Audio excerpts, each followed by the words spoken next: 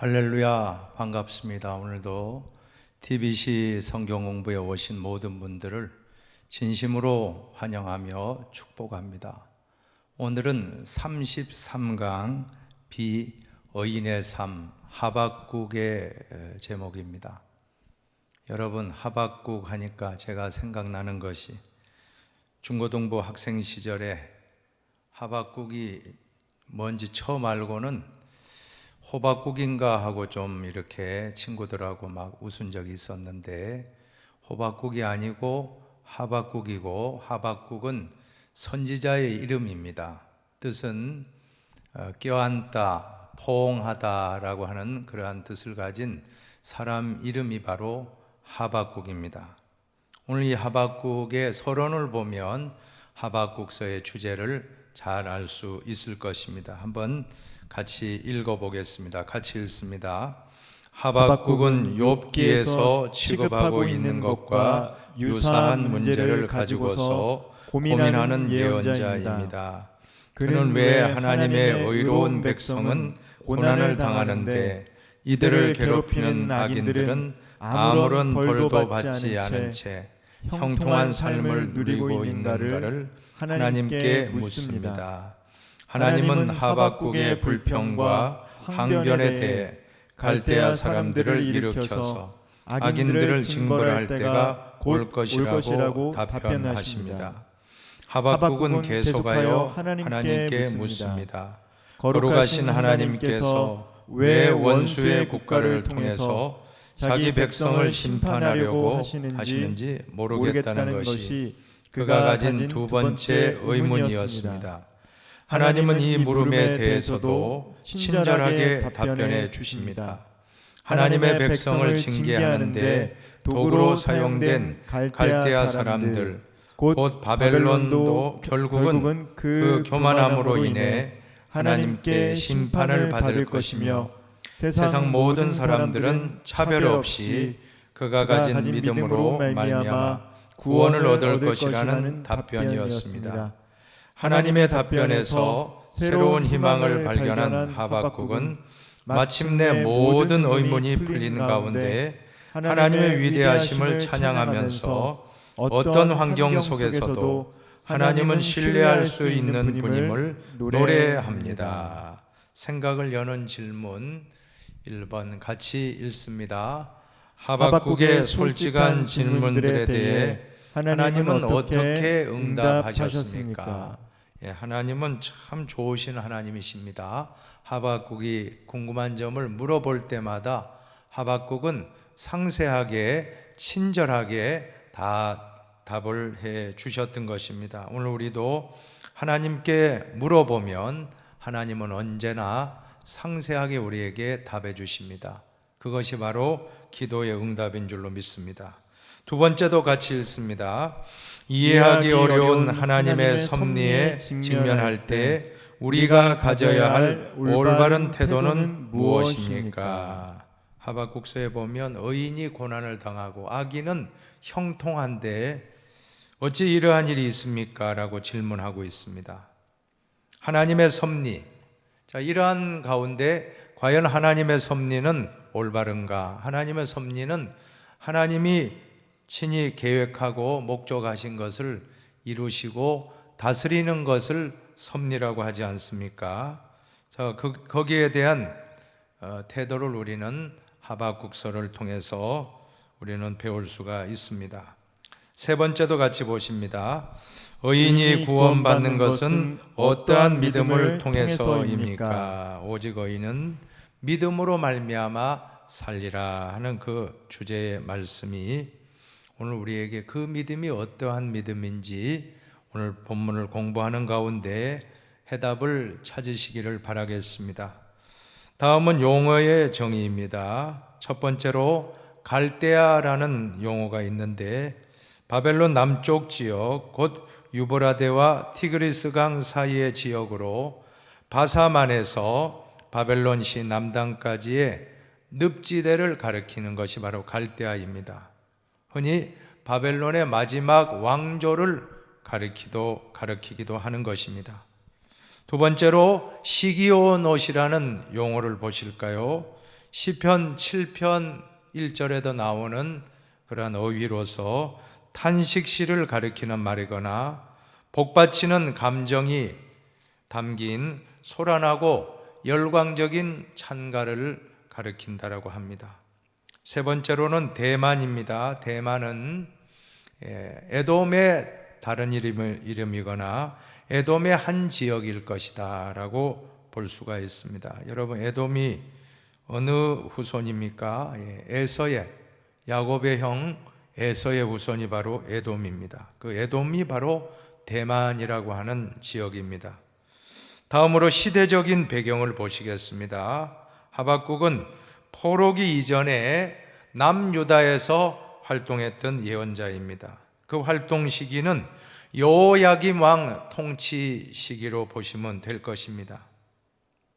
조금 더 역사를 거슬러 올라가 보시면 주전 722년경에 이미 북이스라엘 왕국은 아수르에 의해서 멸망당했습니다. 그리고 주전 609년경에는 남유다의 종교개혁으로 유명했던 요시야 왕이 애굽의 바로왕 느고와 싸우다가 무기또에서 전사했습니다.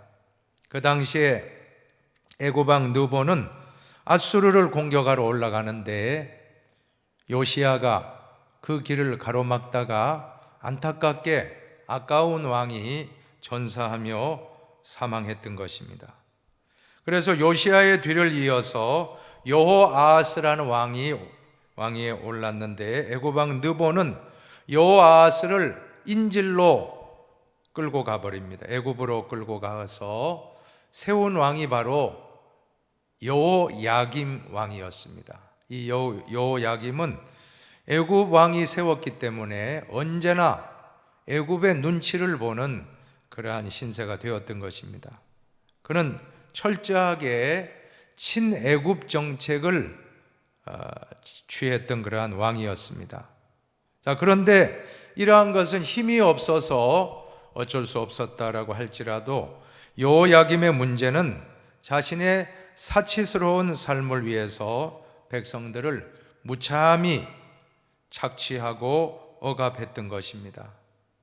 정치도 혼란스럽고 도덕적으로 부패하고 타락하고 심지어 종교까지도 타락한 시대가 바로 여호야김 왕의 시대였습니다. 그러므로 그 사회는 고통으로 가득 찬 세상 전체가 고통으로 가득 찬 세상. 자, 그것이 바로 문제가 되는 것입니다. 문제가 되는 것은 무죄한 자가 고통을 당하고 악인들은 오히려 형통한, 자, 이러한 상황이 전개되어 있었고, 이러한 상황에서 하박국 선지자가 예언자로 부름을 받았던 것입니다. 악인이 고통당하고 무죄한 자들은 형통해야 되는데 그 반대, 정반대의 상황이 벌어질 때, 자, 여기에 대해서 하박국은 하나님께 어찌하여 왜 이런 일이 있습니까? 하고 질문하는 것으로 이제 말씀이 시작이 되는데, 여러분 이제 말씀의 해석 부분으로 첫 부분 보시면 예언자 하박국은 뜻이 뭐라고 했죠? 포용하다, 포옹하다. 포옹하다 하는 거 껴안다는 뜻입니다. 포옹하다는 그런 뜻을 가진 이름입니다. 다른 선지자들은 하나님께서 예언한 말씀을 백성들에게 선포하는 그런 내용이 주가 된다고 하면, 하박국서의 특징이 있다면 하나님과 하박국 선지자와의 대화 내용이 중심되고 있습니다. 그래서 왜 어찌하여 하는 그러한 질문을 많이 던지고 있는 것입니다. 자, 첫 번째 단락으로 보시면 불의에 대한 하박국의 항의와 여호와 하나님의 대답이 첫 번째 단락입니다. 첫 번째 단락을 보시면 하나님의 침묵입니다. 악한 자들의 강포로 인하여 율법이 해이해지고 공의가 시행되지 못하는데도 이러한 상황 속에서 경건한 신앙인들을 더욱 어렵게 만든 것은 무엇이었습니까?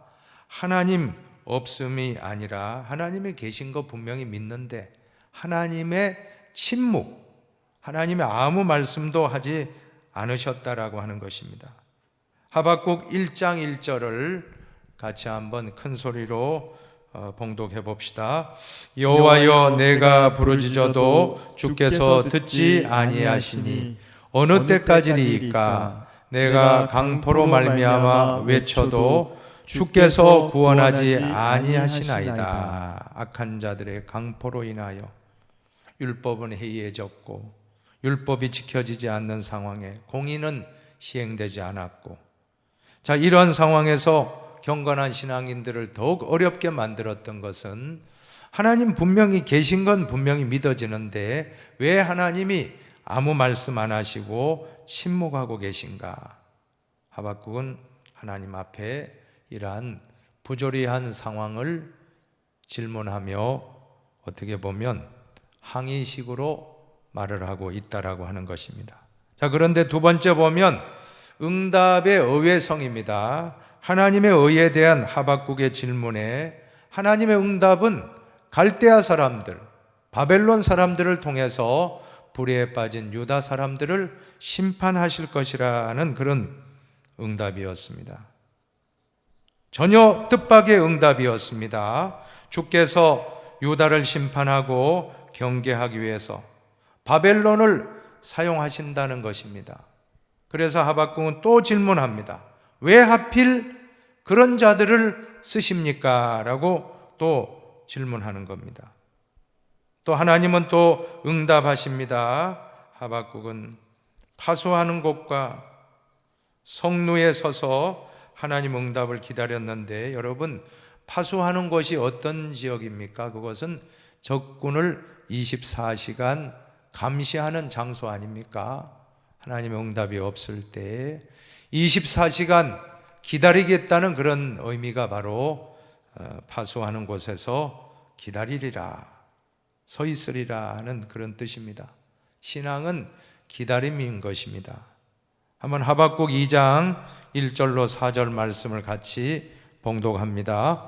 내가 내 파수하는 곳에 서며 성루에 서리라. 그가 내게 무엇이라 말씀하실는지 기다리고 바라보며 나의 질문에 대하여 어떻게 대답하실는지 보리라 하였더니, 여호와께서 내게 대답하여 이르시되 너는 이 묵시를 기록하여 판에 명백히 새기되 달려가면서도 읽을 수 있게 하라.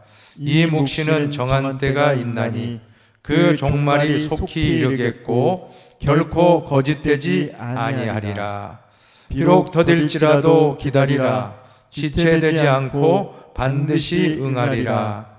보라, 그의 마음은 교만하여 그 속에서 정직하지 못하나 의인은 그 믿음으로 말미암아 살리라. 아멘. 의인은 그 믿음으로 말미암아 살리라.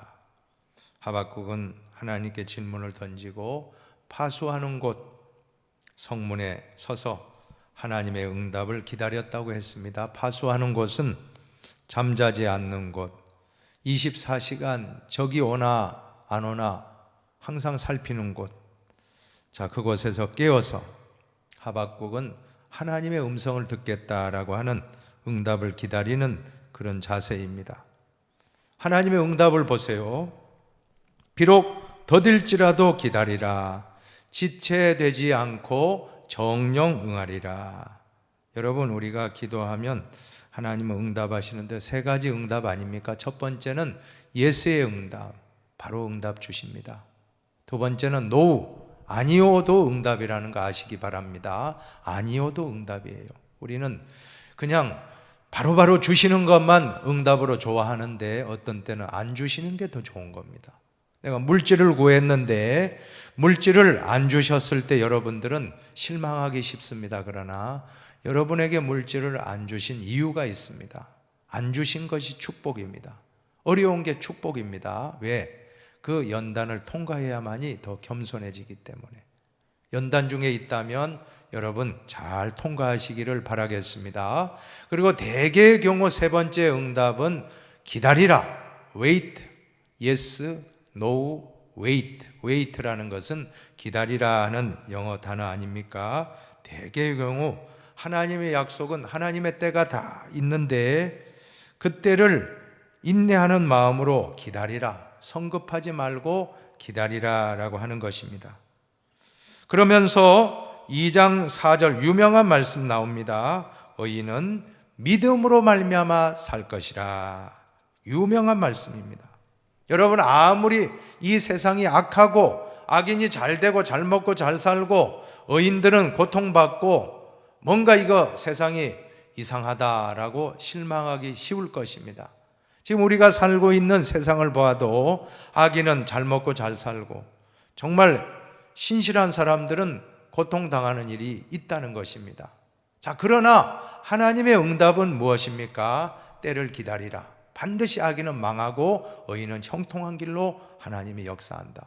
또 한 가지는 무엇입니까? 의인은 믿음으로 말미암아 살리라. 여러분, 이 말씀은 역사를 바꾼 성경 구절입니다. 이 하박국서 2장 4절 말씀을 사도 바울이 로마서 1장 17절에 인용했습니다. 그리고 마틴 루터는 이 하박국서와 모든 말씀을 참조하여 로마서 주석을 썼던 것입니다. 감리교의 창시자 요한 웨슬레도 마틴 루터가 쓴 로마서 주석, 그것을 낭독하는 가운데 가슴이 뜨거워졌다고 했습니다. 이 로마서 1장 17절을 주석한 말씀을 누군가가 읽어주는데 그 말씀을 듣는 가운데 가슴이 뜨거워지고 그는 완전히 회심하게 되었습니다. 그리고는 감리교가 탄생되었던 것입니다.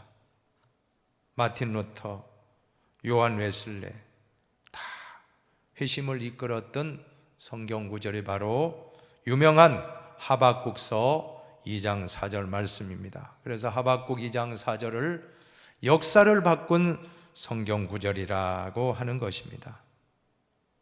세 번째로 하나님 응답을 또 보시면 이 세대가 아무리 악할지라도 불평하거나 원망하지 말고 너는 오직 믿음을 가지고 하나님과 바른 관계를 맺고 살라. 이것이 바로 오직 의인은 믿음으로 말미암아 살리라. 여러분, 아무리 세상이 부조리하고 악하고 아무리 잘못되고 있다 할지라도 우리는 불평하지 말고 원망하지 말고 우리가 할 일은 믿음으로 살아가는 것입니다. 즉 하나님과의 관계를 바른 관계로 맺고 믿음으로 살아가면 반드시 바로잡혀질 것입니다. 이것이 바로 하박국에게 응답하신 하나님의 말씀입니다. 자, 두 번째로 불의에 대한 심판 부분입니다. 두 번째 단락. 하나님께서는 범죄한 유다 민족을 심판하시기 위해서 갈대아를 사용하시지만 하나님은 이 갈대아 역시 결국 심판하실 것이다 라고 하는 것입니다. 악인들을 때로 막대기로 도구로 쓰지만 그 악인들도 결국에는 심판받게 되었습니다. 이것이 바로 하나님의 공의입니다. 여러분, 왜 갈대아가 또 망했습니까? 바벨론이 왜 망합니까? 교만 때문입니다. 교만 때문입니다. 지가 잘나서 세계를 정복하는 줄로 착각했습니다.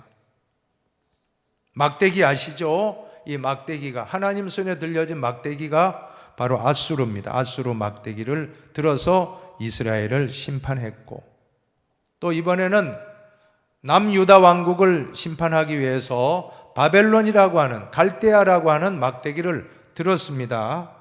자, 그래서 유다도 바벨론 왕 느부갓네살에 의해서 망했죠. 자, 그런데 바벨론과 아수르는 지가 잘나서 유다를 정복하고 지가 잘나서 북이스라엘 정복하고 유다를 정복한 것으로 착각하고 이것을 어떻게 비유합니까? 주인의 손에 들려진 막대기가 주인 노릇한다라고 하면 주인이 어떻게 생각하겠습니까?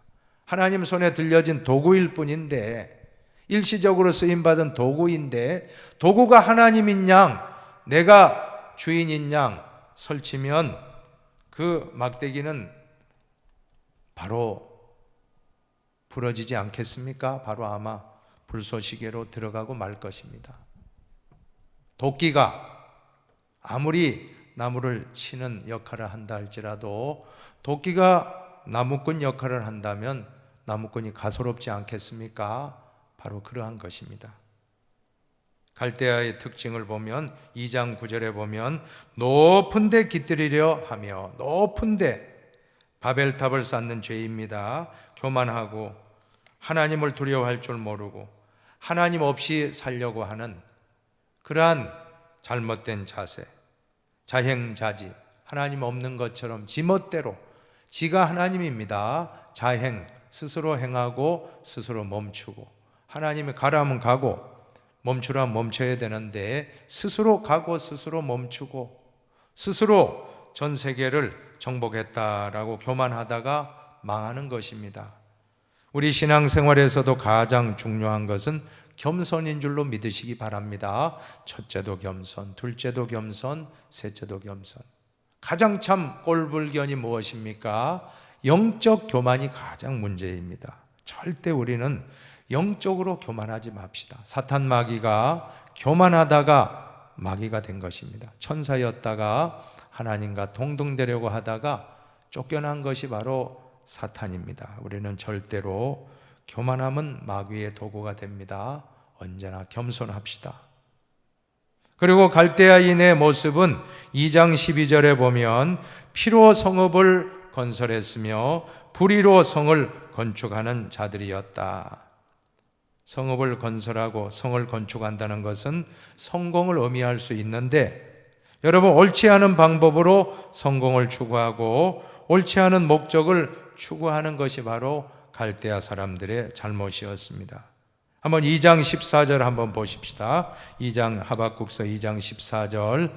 이는 물이 바다를 덮음같이 여호와의 영광을 인정하는 것이 세상에 가득함이니라. 여기서 여호와의 영광이라는 말은 앞에 12절 13절의 말씀과 연관되어 있는 말씀인데, 이 세상을 공의로 다스리시는 여호와의 위력과 위엄을 말하는 것입니다. 하나님은 이 세상을 공의로 다스리고 계시는 것입니다.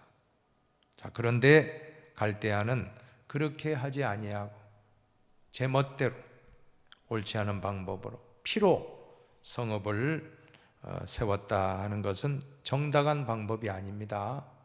남을 죽이고 남을 해치고 내가 성공한다. 그 성공은 오래 갈 수가 없습니다.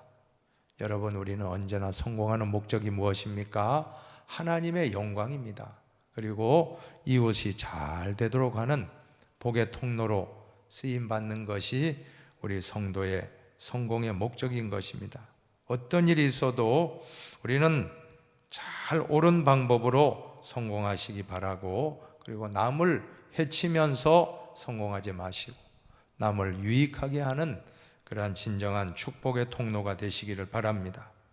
또 2장 15절도 보면 이웃에게 술을 마시게 하되 자기의 분노를 더하여 그에게 취하게 하고 그 하체를 드러내려 하는 자였다. 한마디로 남을 부끄럽게 하는 자였습니다.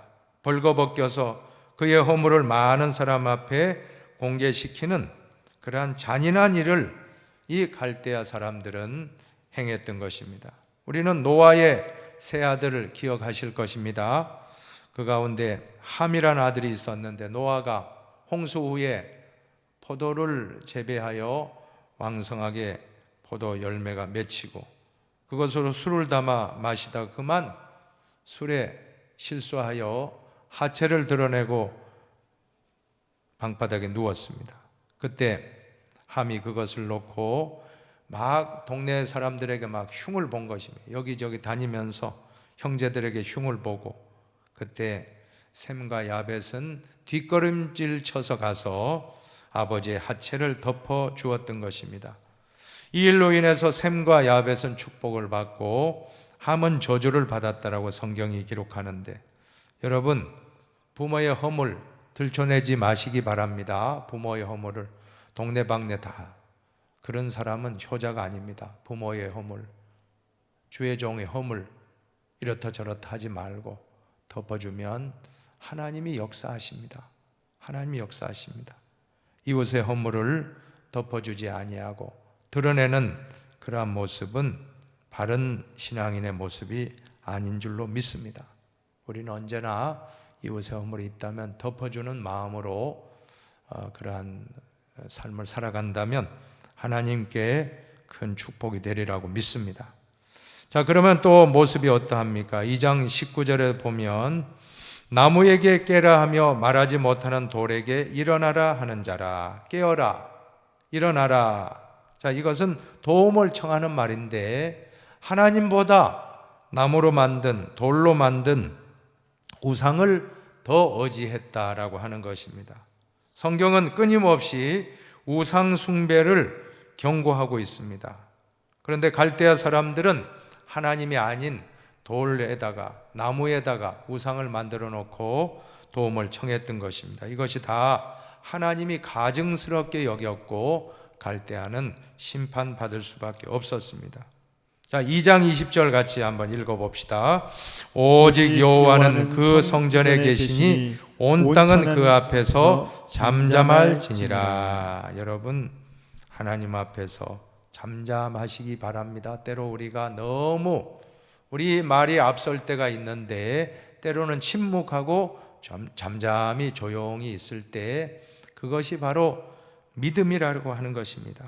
하나님께 대한 믿음은 때로 말이 필요 없습니다. 오직 순종하는 믿음입니다. 잠잠히 순종하라. 한번 따라합시다. 잠잠히 순종합시다. 잠잠히 순종합시다. 잠잠히 순종하는 것이 하나님을 기쁘시게 할 때가 많습니다. 우리가 말해서 유익이 있는 것보다 때로 침묵하고 잠잠히 순종할 때 하나님이 오십니다. 하나님이 오셔서 그 문제를 해결해 주신다라고 하는 것입니다. 세 번째 단락은 간구입니다. 기도입니다. 자비를 위한 간구 3장입니다. 하박국은 하나님을 향한 질문으로 시작해서 어찌하여 왜 이런 일이 있습니까? 하고 질문으로 시작했지만 마지막 결론은 기도로 마치고 있다라고 하는 것입니다. 신앙생활을 하는 데 있어서 가장 중요하고 어려운 것이 기도라고 하는 것입니다. 사랑하는 여러분, 어떤 분이 말하기를 기도를 노동이라고 하지 않습니까? 노동만큼 힘들어요. 기도한다는 게 쉽지 않습니다. 기도한다는 게 사실 쉬운 게 아닙니다. 예수님은 겟세마네 동산에서 땀방울이 핏방울 될 만큼 처절하게 기도하셨던 것입니다. 우리도 기도한다는 거 결코 쉬운 일이 아닙니다. 이것은 영적인 노동과 같은 것입니다. 그러나 우리가 기도하면 하나님이 역사하십니다. 오늘 하박국에게 배울 점은 하박국이 질문으로 시작하고 하나님한테 항의하는 그런 마음으로 했지만 마지막은 기도로 마치고 있다는 것, 이것이 얼마나 아름다운 모습입니까? 하나님을 향한 기도의 모습, 오늘 우리의 모습이 되기를 주님의 이름으로 축원합니다. 그런데 기도라고 하는 것은 정말 우리가 교회 와서 성전에서 엎드려서 기도하는 것도 참 중요하지만 우리의 삶 속에서 드린 게 다 기도예요. 우리의 생활 자체가 기도입니다. 한번 따라합시다. 우리의 삶이 기도입니다. 우리의 삶이 기도입니다. 이문제라고 하는 시인의 오래된 기도라는 그런 시가 있어서 한번 제가 읽어드릴게요. 한번 잘 들어보십시오. 가만히 눈을 감기만 해도 기도하는 것이다. 왼손으로 오른손을 감싸기만 해도, 맞잡은 두 손을 가슴 앞에 모으기만 해도, 말없이 누군가 이름을 불러주기만 해도, 노을이 질 때 걸음을 멈추기만 해도, 꽃진 자리에서 지난 봄날을 떠올리기만 해도 기도하는 것이다. 음식을 오래 씹기만 해도, 촛불 한 자루로 밝혀놓기만 해도, 솔숲 지나는 바람 소리에 귀 기울이기만 해도, 갓난아기와 눈을 맞추기만 해도, 자동차를 타지 않고 걷기만 해도, 섬과 섬 사이를 두루두루 이어주기만 해도, 금음달의 어두운 부분을 바라보기만 해도 우리는 기도하는 것이다. 바다에 다 와가는 저문 강의 발원지를 상상하기만 해도, 별똥별의 앞쪽을 조금 더 주시하기만 해도, 나는 결코 혼자가 아니라는 사실을 받아들이기만 해도, 나의 죽음은 언제나 나의 삶과 동행하고 있다는 평범한 진리를 인정하기만 해도 기도하는 것이다. 고개 들어 하늘을 우러르면 숨을 천천히 들어 마시기만 해도, 여러분, 우리 삶 전체가 하루의 일과의 삶이 일어나서 잠자는 그때까지가 다 기도입니다. 쉬지 말고 기도하라는 말씀이 바로 이 내용인 줄로 믿습니다. 우리 일평생은 기도입니다. 쉬지 말고 기도하셔서 교회에서도 기도하지만 삶 속의 직장에서도 사업장에서도 잠깐 여러분이 묵상하면 기도입니다. 언제나 쉬지 말고 기도하라는 말씀, 호흡하듯이 기도하셔서 하박국과 같은 기도의 용사가 되시기를 주님의 이름으로 축원합니다. 또한 하나님을 향한 경외심입니다. 또 자신의 의무에 성실한 기도를 드렸던 것입니다. 첫 번째로 보면 주의 일을 이 수년 내에 부응케 하옵소서. 나의 일보다 주의 일을 더 중요시 여기는 충성스러운 기도였습니다. 한번 3장 2절 같이 보세요. 유명한 구절입니다. 3장 2절 같이 읽습니다. 여호와여, 내가 주께 대한 소문을 듣고 놀랐나이다. 여호와여, 주는 주의 일을 이 수년 내에 부응하게 하옵소서. 이 수년 내에 나타내시옵소서. 진노 중에라도 긍휼을 잊지 마옵소서. 오늘 우리도 주의 일이 부응할 수 있도록 이 수년 내에 주의 일을 부응하게 하옵소서. 우리 가정도 기도하고 우리 사업도 기도하지만 주님의 일, 복음 전파의 사업이 부응하게 하옵소서. 얼마나 아름다운 기도입니까? 이 기도 하나님이 기뻐하시고 구하지 않은 것까지 다 주실 줄로 믿습니다. 우리는 언제나 주님의 교회를 위해 기도하고 주님의 사역, 선교 사역과 모든 주님의 전도 사역이 잘 될 수 있도록 계속적으로 주의 일이 부응케 하여 주옵소서. 수년 내에 나타내시옵소서. 기도하시기를 바랍니다. 또한 이 부응의 사전적인 의미를 보시면 시들었던 화초가 다시 싱싱하게 살아나는 상태라고 하는 것입니다. 회개가 있는 곳에는 진정한 부흥이 일어날 줄로 믿으시기를 바랍니다. 여러분, 물을 주면, 그죠? 화초에 물을 주면 화초가, 죽었던 화초도 시들었다가 다시 소생하는 것 같아요. 그것이 바로 부흥이라고 하는 뜻인 것입니다. 그러면 부흥이 언제 어떻게 일어납니까? 여러분, 회개하는 곳에, 회개가 있는 곳에 부흥은 일어났습니다. 1907년 평양 대부흥 운동이 있었습니다. 한국 개신교 역사 속에서 정말 잊을 수 없는 큰 부흥의 사건인데, 그런데 1907년 부흥 운동 우리가 다 기억하는데 1903년도 원산 하디 선교사의 그 부흥 운동은 아마 잘 모르실 것입니다. 4년 전, 평양 부흥 운동 있기 4년 전에 이 부흥이 이미 시작이 된 것입니다. 하디 선교사가 캐나다 어려 선교사였지만 교회가 부흥하지 않던 모든 이유를 다 그동안에는 한국 사람들에게 돌렸습니다. 조선 사람들 때문이다. 그러다가 1903년도에 그가 깨달았어요. 하나님께 통해 자복합니다. 하나님, 나는 선교사로서 교만한 마음을 가지고 한국인들을 무시하였고 백인 우월주의를 가지고 내가 지금까지 목회를 하였습니다. 교회가 부흥되지 않은 것은 나의 죄 때문입니다 라고 통해 자복했다 그래요. 놀라운 일이죠. 그러면서 눈물로 통곡하며 기도할 때 함께 있던 교인들이 회개하고, 그때 원산 지역이 부흥이 일어나고 4년 후에 다시금 1907년 평양 대부흥이 일어났던 것입니다. 평양 대부흥 당시에도 정말 부흥이 일어날 때 회개 운동이 뜨겁게 일어났던 걸 알 수가 있습니다. 여러분, 진정한 부흥은 진정한 회개가 있는 곳에서 일어난다는 것을 믿으시면 아멘 하십시오. 진정한 부흥은 진정한 회개입니다. 한번 따라합시다. 진정한 부흥은 진정한 회개다. 진정한 회개다. 회개하는 심령, 회개할 때 주님은 부흥을 주십니다.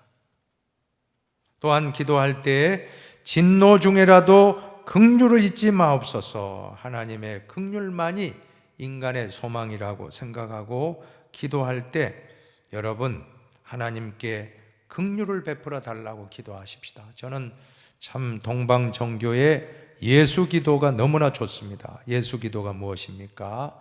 예수여 나를 불쌍히 여기소서. 긍휼히 여겨달라는 거거든요. 한번 해봅시다. 예수여 나를 불쌍히 여기소서. 이 짧은 구절이지만 얼마나 우리에게 위로가 됩니까? 우리 목회자도 불쌍히 여김을 받아야만이 목회할 수 있습니다. 우리 장로님들도, 권사님, 안수집사님, 항존직 분자들, 중직자들, 우리 교사분들, 찬양대 찬양팀, 봉사자들, 또 주님의 직분 맡은 재직들, 우리 모든 전도자들, 봉사자들, 교회 모든 직분자들, 회장님들, 남성교 여전도회 모든 중직자들은, 임원들은 불쌍히 여김을 받아야 합니다. 언제나 기도하십시오. 하나님, 오늘 하루 나를 불쌍히 여겨 주시옵소서. 주님이 불쌍히 여기면 다 끝나는 겁니다.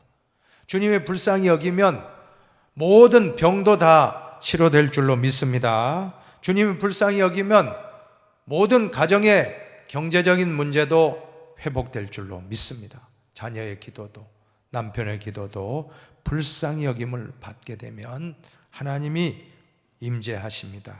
오늘 이 시간 하박국의 기도를 본받아서 우리는 긍휼을 베풀어 달라고, 불쌍히 여겨 달라고 기도하시기를 바랍니다. 3절로 15절의 내용은 인간을 구원하시기 위해서 오시는 하나님의 모습을 늠름한 용사로서 묘사하고 있습니다. 특별히 16절에서 18절의 내용은 고난의 현실 속에서도 하나님을 바라보는 기도의 내용인 것입니다. 또 16절에는 다가올 환난을 기다리는 것이 두렵고 떨리는 일이요 견디기 어려울 정도로 괴로운 일임을 솔직하게 고백합니다. 한번 16절을 볼까요? 16절 말씀을 같이 큰 소리로 읽습니다. 내가 들었으므로 내 창자가 흔들렸고 그 목소리로 말미암아 내 입술이 떨렸도다. 우리가 우리를 치러 올라오는 환난 날을 내가 기다림으로 썩이는 것이 내 뼈에 들어왔으며 내 몸은 내 처소에서 떨리는도다. 여러분, 얼마나 지금 환경이 나쁘면 두렵고 떨리고 환난 날에 썩는 것 같고 정말 모든 것이 입술도 떨리고 또 모든 것이 다 처소에서 떨린다는 것은 두려움 아닙니까? 바로 여러분들에게 어떤 두려움이 있습니까? 이 코로나도 우리에게 큰 두려움일 것입니다. 또한 여러분에게 어떤 두려움이 있습니까? 또 앞으로의 여러분의 경제적인 고통에 대한 두려움도 있을 것이고 또 자녀에 대한 걱정, 근심, 또 남편에 대한 사업에 대한 모든 이러한 것이 우리를 떨게 하고 떨리게 하고 그렇게 한다라고 고백한 것입니다. 그리고 모든 것이 없는 17절 말씀, 너무나 유명한 말씀인데 이 말씀, 그럼에도 불구합니다 17절을 여러분이 꼭 기억하시기 바랍니다. 17절, 18절을 같이 한번 보십시다. 17절 먼저 비록 무화과 나무가 무성하지 못하며 포도나무에 열매가 없으며 감람나무에 소출이 없으며 밭에 먹을 것이 없으며 우리의 양이 없으며 외양간에 소가 없을지라도 18절도 같이 보실까요? 나는 여호와로 말미암아 즐거워하며 나의 구원의 하나님으로 말미암아 기뻐하리로다. 여러분, 이것이 하박국서의 결론입니다. 지금 모든 환경이 나쁘고 참 이해할 수 없고 모든 상황이 지금 불평 원망할 상황이지만 하박국이 하나님의 계시를 깨닫고 난 다음에는 지금 상황이 아무리 최악이라 할지라도 무화과 나무가 무성하지도 못하고 포도나무 열매가 없고 감람나무에 소출이 없고 밭에 먹을 것이 없고 우리의 양이 없고 외양간에 송아지가 없다 할지라도 나는 여호와로 말미암아 즐거워하며 나의 구원의 하나님으로 말미암아 기뻐하리로다. 하나님 한 분이면 된다는 것입니다. 하나님 한 분만 있으면 다른 것 다 모든 게 결핍되어도 나는 만족하고 기뻐하겠노라. 얼마나 위대한 신앙 고백입니까? 우리는 조건을 따집니다. 우리는 대학에 합격하면 자녀가 잘 되면 감사합니다. 또 사업이 잘 되면 할렐루야. 또 건강하면 할렐루야 하지만 병약하거나 실패하거나 또 떨어지거나 낙방하고 이러면 금방 우리가 침체가 오는데, 오늘 우리는 하박국에게 배울 점은 정말 진정한 기쁨은 조건적인 기쁨이 아니라 이렇게 돼서 이렇게 된다면 나는 기뻐하리라가 아니고, 그럼에도 불구하고 한번 해봅시다. 그럼에도 불구하고 정말 놀라운 것입니다. 이것이 바로 진실한 신앙이요 성숙한 신앙이요 가장 심오한 하나님을 향한 신앙의 고백인 것입니다. 그래서 19절에 이제 찬송하고 있습니다. 여러분 19절 한번 같이 보십시다. 19절 주 여호와는 나의 힘이시라. 나의 발을 사슴과 같게 하사 나를 나의 높은 곳으로 다니게 하시리로다. 여러분 사슴과 같이 이런 고백으로 하라니까 얼마나 발걸음이 가볍습니까? 사슴처럼 뛰어다니는 거예요. 사슴처럼 무겁고 침체했던 영혼이 그걸 깨닫고는 하나님 한 분으로 만족하고 나니까 이제는 사슴이 뛰는 것처럼 뛰어다니게 하시고 높은 곳으로 다니게 하신다. 높은 곳, 아주 높은 신앙의 차원으로 우리가 정말 한 단계 더 올라가게 되었다라고 하는 것입니다. 우리도 오늘 이 자리에 성경 공부하는 자리에 나올 때 여러분 발걸음이 어떻습니까? 무거운 발걸음입니까? 사슴과 같이 가벼운 발걸음이 되시기를 축복합니다. 이제 신학적인 의미를 볼까요? 신학적 의미 첫 번째 한번 같이 읽어봅니다. 하박국 3장 16절로 19절에 나오는 하박국의 고백은 빌립보서 4장 11절로 13절에 나오는 사도 바울의 고백과 유사하다. 여러분 우리는 이 하박국의 고백을 보면서 빌립보서를 우리가 묵상하지 아니할 수가 없는데, 빌립보서라고 하는 것은 옥중서신 아닙니까? 옥중서신, 감옥에서 로마의 차짓한 감옥에서 쓴 편지가 바로 빌립보서입니다. 그런데 이 로마의 옥중에서 쓴 죄수의 쓴 서신이라고는 믿겨지지 않을 만큼 그 안에는 기뻐하라, 기뻐하라, 주 안에서 항상 기뻐하라, 내가 다시 말하노니 기뻐하라, 또 기뻐하라. 17회 짧은 4장밖에 되지 않는데 17번 기뻐하라, 기뻐하라, 기뻐하라, 기뻐하라. 그래서 별명이 있습니다. 이 빌립보서는 희락의 복음 혹은 기쁨의 복음이라고 부르는 것입니다. 한번 특별히 빌립보 4장 11절로 13절 한번 보실까요? 같이 읽습니다. 어떠한 형편에서든지 나는 자족하기를 배웠노니 나는 비천에 처할 줄도 알고 풍부에 처할 줄도 알아. 모든 일 곧 배부름과 배고픔과 풍부와 궁핍에도 처할 줄 아는 일체의 비결을 배웠노라. 내게 능력 주신 자 안에서 내가 모든 것을 할 수 있느니라. 여러분 13절 말씀, 빌립보서 4장 13절은 전 세계의 그리스도인들이 가장 좋아하는 구절이라고 알려지고 있습니다. 내게 능력 주신 자에서 내가 모든 것을 할 수 있다. 자, 여러분, 그런데 이 구절, 좋아하는 구절인 동시에 또 가장 많은 오해가 있는 구절이라고 우리는 볼 수가 있습니다. 왜냐하면 여기서 모든 것이 무엇입니까? 모든 것이 무엇입니까? 그 앞에 나오는 배부름과 배고픔과 풍부와 궁핍과 모든 것입니다. 잘 될 때나 안 될 때나, 성공이나 실패나, 건강할 때나 병약할 때나, 잘 풀릴 때나 꼬일 때나, 마음이 언제나 자족하는 일체의 비결을 배웠다. 어떠한 형편에라도. 이것이 바로 위대한 신앙인의 고백인 것입니다. 하박국의 고백이나 사도 바울의 고백은 같다라고 보시면 되겠어요. 너무너무 위대합니다, 여러분. 우리가 신앙생활을 어떻게 하고 있는지 오늘 우리 스스로를 한번 돌아보고 조건부 감사를 했다면 그럼에도 불구하고 하박국과 같이 사도 바울과 같이 자족하며 기뻐하며 행복한 삶을 살아가시기를 진실로 축원드리겠습니다. 두 번째도 한번 같이 읽어봅시다. 두 번째입니다.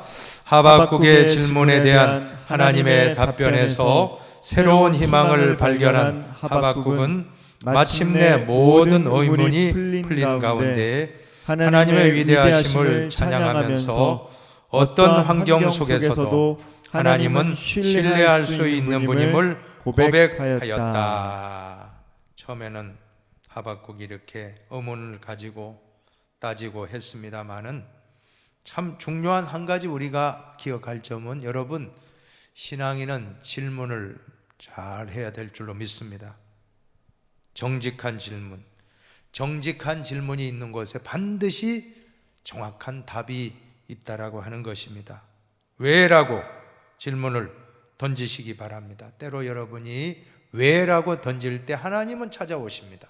언제나 하나님은 인간을 찾아오십니다. 여러분이 낙심하여 어찌하여 이렇습니까 할 때 아무 말씀 안 하는 것 같지만 하나님은 말씀을 주십니다. 찾아오실 때 우리도 하박국과 같이 우리도 진정 하나님의 응답을 받고 그럼에도 불구하고 우리는 감사하며 기뻐하리라. 이 위대한 신앙으로 우리도 발전되어 나가게 될 줄로 믿습니다. 또 한 가지, 세 번째 한번 읽어봅시다. 바벨론에 대한 심판의 말씀에서 창과 칼을 가지고 무자비하게 짓밟는 모든 군사 문화는 반드시 멸망한다는 것이다. 예수님 말씀했거든요. 칼을 쓰는 자는 칼로 망하리라. 여러분, 군사적인 힘으로 세계를 지배하려고 했던 나라들은 다 망했습니다. 성경에 나오는 5대 제국을 보세요. 아수르 제국, 결국 그렇게 강포하다가 바벨론에 망하고, 바벨론이 그렇게 교만하니까 페르시아에 망하고, 페르시아가 교만하니까 헬라, 그리스 제국에 망하고, 또 헬라가 교만하니까 로마 제국에 망하고. 이것은 고대 역사뿐 아니라 현대도 마찬가지입니다. 칼로 쓰는 자 칼로 망합니다. 그 일제 일본 군국주의 망했죠? 망했습니다. 그리고 히틀러 망했습니다. 히틀러 비참하게 죽었습니다. 우리는 절대로 무력으로 창과 칼로 무자비하게 짓밟는 이러한 것들은 하나님이 싫어하십니다. 하나님이 손보십니다. 지금 악한 모든 세상의 세력들이 지금은 잘 되는 것 같아도 하나님의 손대면 다 끝나는 거예요. 김정은이도 하나님 손대면 끝납니다.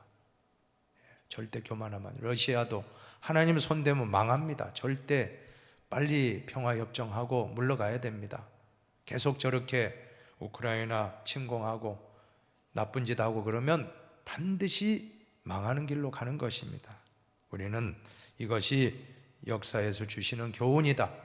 하나님의 통치 원리, 사랑과 공평과 정의와 화평이 아닌 엉뚱한 것으로 통치하는 것 하나님이 기뻐하지 않습니다.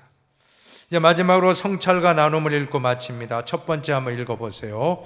하나님은 결코 세상을 불공평하게 이끌어 가신 분이 아니다. 하나님의 섭리와 계획은 가장 공평합니다. 가장 정의롭습니다. 가장 화평합니다. 샬롬입니다. 가장 하나님의 통치 방법은 가장 정확합니다. 우리는 공평하신 하나님을 믿고 끝까지 하나님을 의지해야 됩니다. 자, 두 번째도 같이 봅니다. 중요한 것은 우리가 어떤 믿음을 가지고 하나님의 정하신 때를 기다리느냐 하는 데 있다. 믿음은 기다림입니다. 기다리십시다. 아브라함도 기다렸습니다. 우리도 기다려야 됩니다. 세 번째도 같이 보세요. 세상의 모든 것들을 잃어버려도 신실하신 하나님을 믿는 믿음만 있으면 세상은 충분히 기쁘고 즐겁게 살 가치가 있다.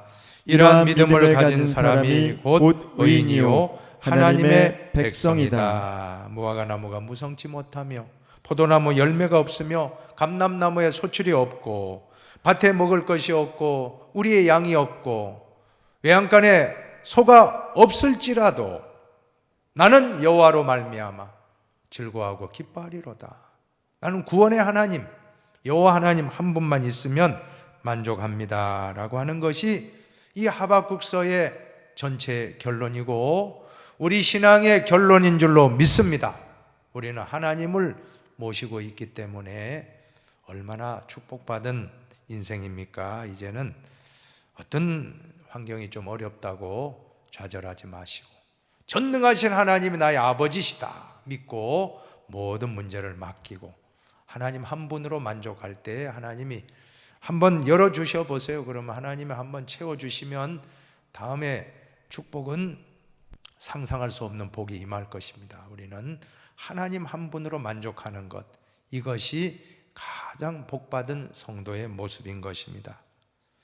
과제물을 보시기 바랍니다. 첫 번째로 스바냐, 다음 주 스바냐서 1장부터 3장까지 한 주간 꼭 묵상하시길 바라고 교재 33강 C 의인의 구원이라는 주제 스바냐서를 꼭 미리 읽어오시기를 부탁을 드리겠습니다.